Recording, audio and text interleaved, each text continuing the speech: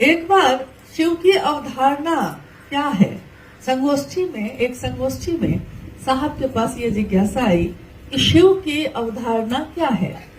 साहब ने कहा कि ये वैसी ही बात हो गई कि जैसे तीन अंधे जा रहे थे, आंखों से जिनको दिखाई नहीं देता, तीन अंधे जा रहे थे और सामने एक हाथी खड़ा था। एक अंधे ने, जिसको आंखों से दिखाई ही नहीं दे रहा है, तो एक अंधे ने हाथी के पैर को पकड़ लिया, एक ने उसके सूंड को पकड़ लिया और एक ने उसके कान को पकड़ लिया। तो जो पैर को पकड़ेगा उसको हाथी कैसा लगेगा? खंभा जैसा लगेगा, मोटा है, गोल है, खंभा जैसा है। और जिसने कान पकड़ा उसको सूप जैसा लगेगा, इनको सब याद है, सूप जैसा लगेगा। और जिसने सूंड को पकड़ा उसको क्या लगेगा?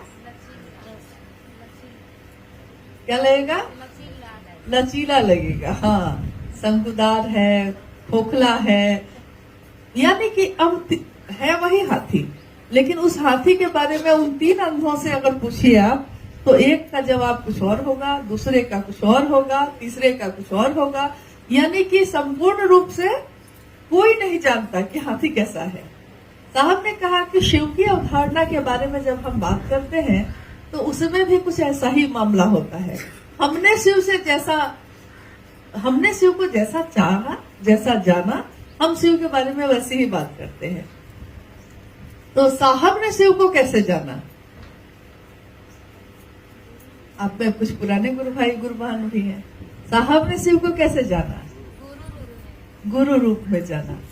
ईश्वर तो वो थे, लेकिन साहब ने जिस रूप में जाना तो उन्होंने शिव को पुकारा कि मेरे गुरु हैं शिव, आपके भी हो सकते हैं। ये बात उन्होंने कही। तो उन्होंने कहा कि ऐसा नहीं है कि हाँ वो संपूर्ण स्वरूप है शिव का, ऐसा नहीं है, लेकिन संपूर्ण स्वरूप में से एक स्वरूप उनका है, जगत गुरु का। तो जगत गुरु शिव को जब हम अपना गुरु बनाते हैं तो कोई भी गुरु हमको ईश्वर से मिलवाता है। शिव भी गुरु होंगे तो हमको किससे मिलवाएंगे? और ईश्वर कौन है? वो स्वयं है, संपूर्ण स्वरूप उनका वही है।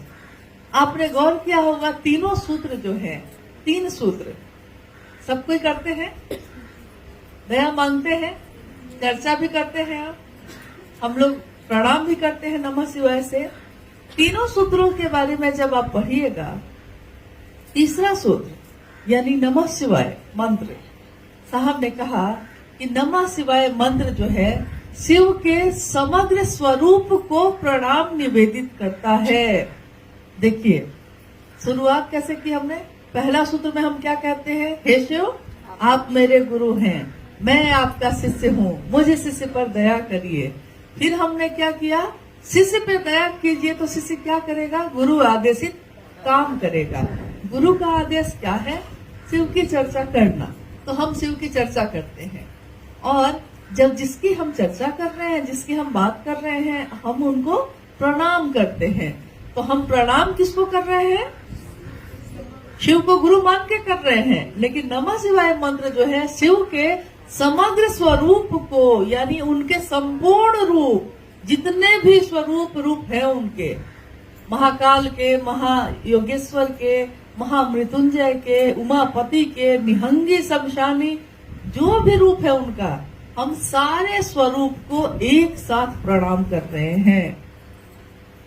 साहब ने कहा कि मैंने जब शिव को गुरु बनाया था तो क्या सोच के बनाया था? मुझको नहीं पता था कि शिव गुरु है, लेकिन मैंने ये सोच के कि गुरु भगवान होते हैं तो भगवान गुरु क्यों नहीं है, तो मैंने भगवान शिव को गुरु बनाया।